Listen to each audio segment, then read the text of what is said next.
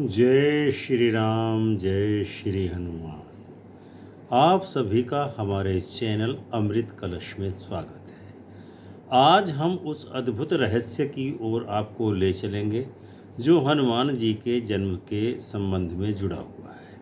क्या आप जानते हैं कि हनुमान जी का जन्म केवल सामान्य जन्म नहीं था, वे स्वयं भगवान शिव के तेज से प्रकट हुए थे।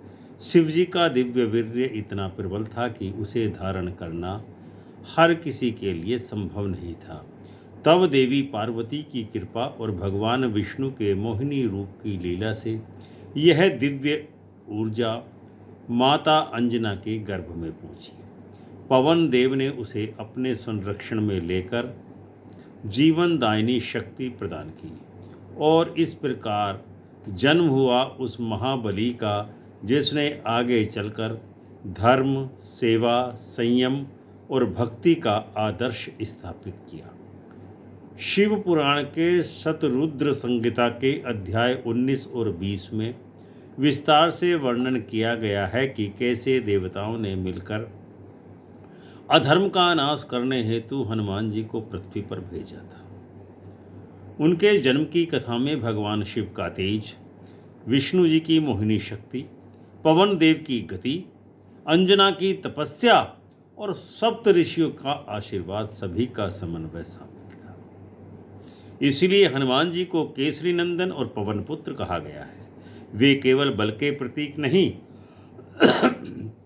बल्कि धर्म की रक्षा, सेवा और संयम के आदर्श हैं। आज हम इस रहस्य को समझने का प्रयास करेंगे, उस कथा को जानेंगे जो पीढ़ियों से भक्तों को प्रेरित कर रही है। तो आइए चलिए इस दिव्य यात्रा की शुरुआत करते हैं। हनुमान जी भारतीय धर्म, संस्कृति और भक्ति परंपरा में अपना अद्वितीय स्थान रखते हैं। वे न केवल महाबली हैं वीर हैं, बल्कि ब्रह्मचर्य, सेवा, समर्पण और अटूट भक्ति के आदर्श हैं। उनकी उत्पत्ति से जुड़ी कथाएं अत्यंत रहस्यमयी हैं और अनेक पुराणों में उनका वर्णन किया गया है। विशेष रूप से शिव पुराण के शतरुद्र संहिता के अध्याय 19 और 20 में हनुमान जी के जन्म से संबंधित घटनाओं का विस्तार से वर्णन किया गया है।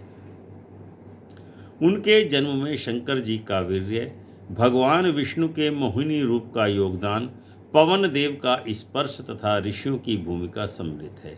आइए इसको विस्तार से समझते हैं। शिव जी के वीर्य से हनुमान जी का जन्म कैसे हुआ? हनुमान जी को भगवान शिव का अंशावतार या एकादश अवतार माना जाता है। एक समय ऐसा आया जब धरती पर धर्म की रक्षा हेतु भगवान शिव का तेज पृथ्वी पर अवतरित होना आवश्यक था। शिव जी का तेज दिव्य वीर्य के रूप में अत्यंत शक्तिशाली और अग्नि के समान था। इसे स्वयं धारण करना किसी के लिए भी कठिन था। अतः देवी पार्वती और अन्य देवताओं की प्रेरणा से यह तेज पृथ्वी को पर प्रेषित किया गया। कथा के अनुसार अंजना नामक अप्सरा, जो शापवश वानरी रूप में जन्म लेने वाली थी, तपस्या कर रही थी। उन्हें वरदान मिला कि वे दिव्य तेज को धारण करेंगी और उससे जन्म लेने वाला पुत्र महान होगा। इसी समय शंकर जी का वीर्य दिव्य ऊर्जा बनकर पवन देव द्वारा अंजना तक पहुंचाया गया। अंजना ने उसे तप, संयम और श्रद्धा के साथ स्वीकार कर गर्भ धारण किया।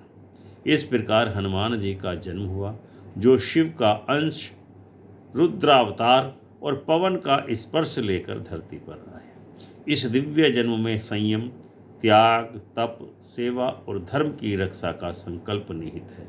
यही कारण है कि हनुमान जी को वीर, तेजस्वी और ब्रह्मचारी कहा जाता है। भगवान विष्णु के मोहिनी रूप का इसमें हनुमान जी के जन्म में क्या योगदान है? हनुमान जी के जन्म की कथा में भगवान विष्णु का मोहिनी रूप भी महत्वपूर्ण भूमिका रखता है। समुद्र मंथन के समय जब अमृत के लिए देवताओं और असुरों में संघर्ष हुआ, तब भगवान विष्णु ने मोहिनी रूप धारण करके अमृत का वितरण देवताओं को कराया। मोहिनी रूप में भगवान विष्णु की लीला केवल अमृत वितरण तक सीमित नहीं रही। शिव पुराण की परंपरा के अनुसार इसी मोहिनी स्वरूप की दिव्य शक्ति ने शिव के तेज को संतुलित करने में सहायता की। शिव का वीर्य इतना प्रचंड था कि उसके संतुलन हेतु मोहिनी शक्ति का स्पर्श परम आवश्यक था। यह दिव्य ऊर्जा अंजना तक पहुंचाने में सहायक बनी। इस प्रकार भगवान विष्णु की मोहिनी शक्ति ने परोक्ष रूप से हनुमान जी के अवतरण में सहयोग दिया। यह दर्शाता है कि देवताओं की शक्तियां आपस में समन्वित होकर धर्म की सदैव ही रक्षा करती हैं। शिव का तेज, विष्णु की मोहिनी शक्ति और पवन का स्पर्श, इन तीनों के सम्मिलन से हनुमान जी का अवतरण संभव हुआ। शिव पुराण शतरुद्र संहिता अध्याय 19 और 20 की कथा इस संबंध में क्या कहती है? शिव पुराण के शतरुद्र संहिता में हनुमान जी के जन्म के विषय में विस्तार से वर्णन किया गया है। अध्याय 19 में बताया गया है कि पृथ्वी पर अधर्म बढ़ रहा था। असुरों का आतंक, देवताओं की चिंता और धर्म का क्षरण देखकर शिवजी ने स्वयं के तेज का प्रसार करने का निर्णय लिया। देवताओं ने प्रार्थना की कि यह तेज पृथ्वी पर धर्म रक्षा हेतु अवतरित हो। पार्वती जी की अनुमति से शिव ने अपना वीर्य दिव्य ऊर्जा रूप में पृथ्वी पर प्रेषित किया। अध्याय 20 में अंजना की तपस्या, पवन देव की भूमिका और विष्णु मोहिनी रूप की सहभागिता का वर्णन मिलता है। अंजना ने कठिन तप कर शिव के तेज को धारण किया। पवन देव ने उसे सुरक्षित अंजना तक पहुंचाया। विष्णु की मोहिनी शक्ति ने शिव के तेज को संतुलित कर अंजना के गर्भ में प्रवेश कराने का कार्य किया। इसके परिणाम स्वरूप दिव्य तेज से युक्त हनुमान जी का जन्म हुआ। यह कथा न केवल चमत्कारी है बल्कि यह दर्शाती है कि धर्म की स्थापना हेतु देवों की शक्तियों का सहयोग परम आवश्यक होता है। हनुमान जी को केसरी नंदन क्यों कहा जाता है? हनुमान जी की माता अंजना का विवाह वानर राज केसरी के साथ हुआ था। केसरी अत्यंत वीर, पराक्रमी और धर्मनिष्ठ राजा थे। उनके साथ विवाह होने के कारण अंजना के पुत्र हनुमान जी को केसरी नंदन कहा गया, अर्थात केसरी का पुत्र। यह नाम उनके लौकिक पारिवारिक संबंध को दर्शाता है, जबकि वे दिव्य ऊर्जा से उत्पन्न थे।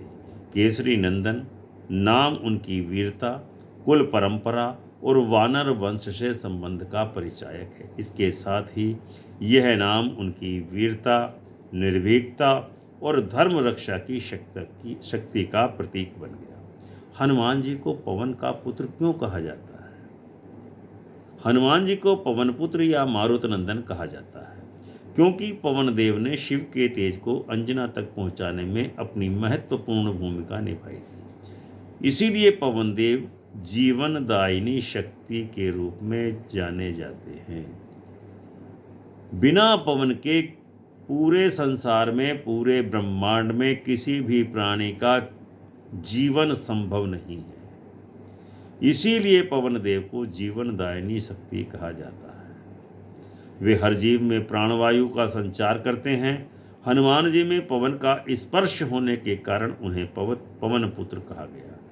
उनकी गति पवन के समान है। वे क्षण भर में कहीं भी पहुंच सकते हैं और उनकी ऊर्जा जीवनदायिनी है। इसीलिए भक्त उन्हें प्राण शक्ति का प्रतीक मानते हैं। सप्त ऋषियों की कथा और हनुमान जी से उसका संबंध। सप्त ऋषि में कौन कौन आते हैं? अत्रि, भारद्वाज, वशिष्ठ, गौतम, जमदग्नि, कश्यप और विश्वामित्र। हिंदू धर्म में ज्ञान, तप, योग और धर्म के संरक्षक माने जाते हैं ये सातों ही ऋषि। हनुमान जी की शिक्षा और आध्यात्मिक मार्गदर्शन में भी इन्हीं सप्त ऋषियों का विशेष प्रभाव माना गया है। अनेक ग्रंथों में वर्णित है कि हनुमान जी ने ऋषियों से वेद, शास्त्र, योग और तप की शिक्षा ग्रहण की।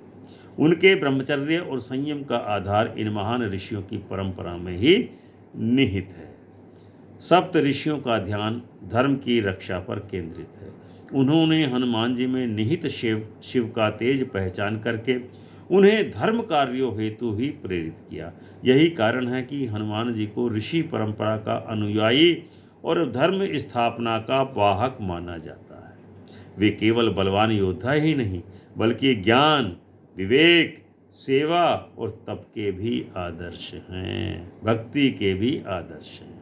हनुमान जी का व्यक्तित्व संयम, भक्ति और सेवा का प्रतीक माना जाता है। हनुमान जी का जन्म ही धर्म की रक्षा के उद्देश्य से हुआ था।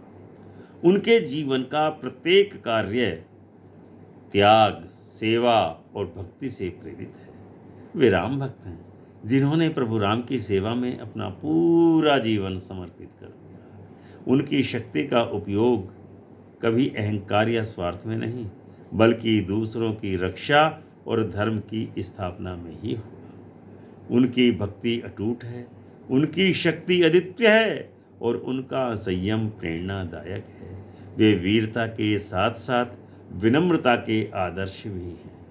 ऐसे हैं हमारे हनुमान जी। यही कारण है कि वे संकट मोचन, भक्तों के रक्षक और धर्म के संरक्षक माने जाते हैं। हनुमान जी का जन्म केवल एक चमत्कारी घटना नहीं, बल्कि देवताओं की परस्पर सहयोग से धर्म की स्थापना का भी प्रतीक है। शिव का तेज, विष्णु का मोहिनी स्वरूप, पवन का स्पर्श, इन तीनों का संयोजन अंजना के गर्भ में हनुमान जी के रूप में प्रकट हुआ। उनकी माता अंजना, पिता केसरी और पवन देव का योगदान उन्हें केसरी नंदन और पवन पुत्र बनाता है। सप्त ऋषियों की परंपरा ने उन्हें ज्ञान, संयम और धर्म का मार्ग दिखाया। शिव पुराण की शत्रुरुद्र संहिता के अध्याय 19 और 20 में इस दिव्य जन्म की कथा का विस्तार से वर्णन किया गया है। हनुमान जी का जीवन आज भी भक्तों की सेवा, संयम, बल और भक्ति का संदेश देती है। वे धर्म की रक्षा के लिए ही अवतरित हुए हैं और आज भी, वर्तमान में भी प्राणियों के हर संकट में सहायता का संकल्प लेकर उपस्थित माने जाते हैं। यही कारण है कि भारतीय संस्कृति में अनादि से पूजनीय हैं हनुमान जी और उनकी कथा पीढ़ी दर पीढ़ी समाज में एक प्रेरणा देती आ रही है। आपने सुना होगा कि कैसे हनुमान जी का जन्म एक साधारण घटना नहीं, बल्कि ब्रह्मांडीय शक्तियों का एक मिलन था। शिव जी का तेज, विष्णु का मोहिनी रूप, पवन देव की जीवन शक्ति और माता अंजना की तपस्या, इन सब ने मिलकर जन्म दिया उस महाशक्ति को जिसने आगे चलकर धर्म की रक्षा का महान कार्य किया। यही कारण है कि वे केसरी नंदन कहलाए, वानर राज केसरी की परंपरा का गौरव और पवन पुत्र कहलाए, जीवन देने वाली वायु की शक्ति के प्रतीक बने। सप्त ऋषियों की कृपा से उन्हें ज्ञान, संयम, भक्ति और सेवा का आदर्श उन्होंने स्थापित किया समाज में। उनकी कथा, हनुमान जी की कथा हमें यह सिखाती है कि शक्ति का उपयोग अहंकार के लिए कदापि न करें, बल्कि सेवा, करुणा और धर्म के लिए होना चाहिए। आज भी हर संकट में भक्त हनुमान जी का जाप करते हैं और उनसे असीम साहस पाते हैं, क्योंकि हनुमान जी केवल एक देवता नहीं, बल्कि धर्म की रक्षा का संकल्प भी कहलाते हैं। तो आइए आज से उनके आदर्शों को अपने जीवन में उतारें। संकट आए, कठिनाई आए, तब भी धैर्य न खोएं,